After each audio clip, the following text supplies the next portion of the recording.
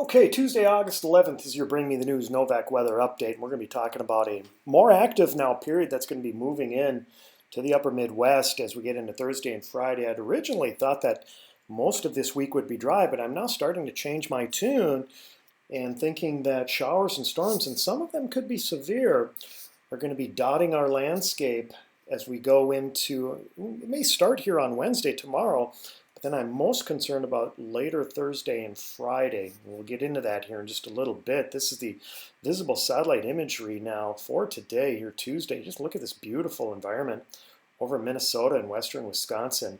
Mostly sunny skies. Yeah, some higher cirrus clouds that are fading the sun just a little bit, but in general, lots of sunshine across the upper Midwest and temperatures in the upper 70s and lower 80s.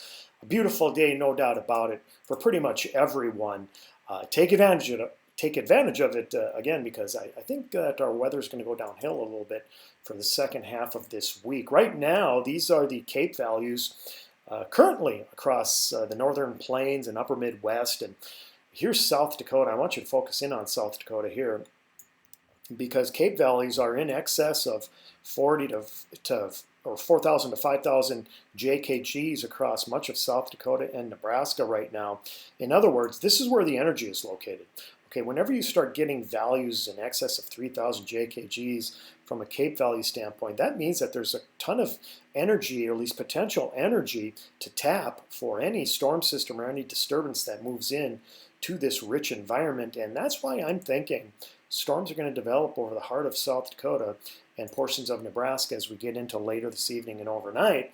And they're going to try to push east into Minnesota. But look, very little in the way of energy over Iowa, Minnesota, and western Wisconsin. Hence, as these storms try to push east, late tonight and tomorrow, they're going to have a tough time keeping their intensity as they roll into central and eastern Minnesota. These are the winds at 500 millibars now from the NAM computer model guidance.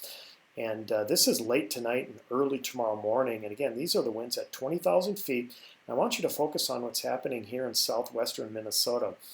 These are some fairly strong but compact area of winds at 500 millibars that are over southern Minnesota as we go through the morning tomorrow. So this disturbance, although it's small and not very strong, it's compact, and it could certainly provide enough energy to produce showers and storms across western and southern Minnesota as we get into tomorrow morning and into the afternoon hours. But yes, as these winds, as this disturbance tries to move east during the afternoon and evening tomorrow, it falls apart. Hence, I expect most of the precipitation to eventually fall apart as it approaches eastern Minnesota and Wisconsin tomorrow. Something that we need to watch out for and, of course, monitor radar for. But then our focus shifts on what happens in the mid to upper levels of our atmosphere on later Thursday and then Friday. Look at these strong winds at 20,000 feet in our atmosphere, especially Friday evening. Look at some of these strong winds approaching 70 knots over eastern Minnesota. This is a real classic environment, at least from a wind standpoint, for severe weather.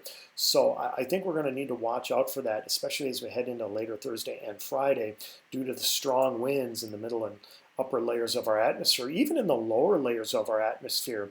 As we get into later Thursday and Friday, the winds at 5,000 feet are strong. So these are the winds on Friday afternoon. They're coming almost straight out of the south.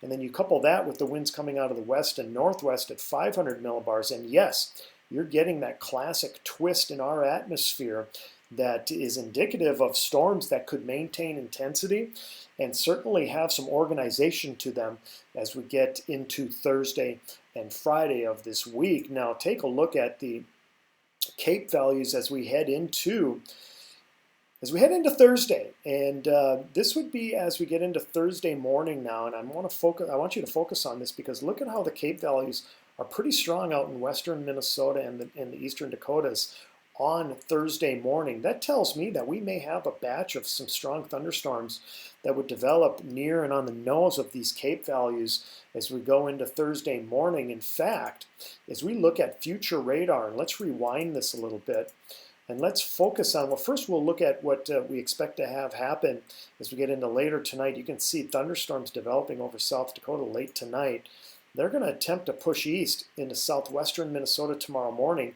And as they do, they fall apart because there just isn't as much energy available for these storms to feed off of. But yeah, we still could have some showers and storms over southern and central Minnesota tomorrow. So bring the umbrella just in case. But more importantly, I'm focusing on what is going to happen now late Wednesday night and especially Thursday morning. Look at this batch of thunderstorms. This would be a mesoconvective system, a large batch of thunderstorms that are going to mean business the way it appears as we get into Thursday morning over central Minnesota.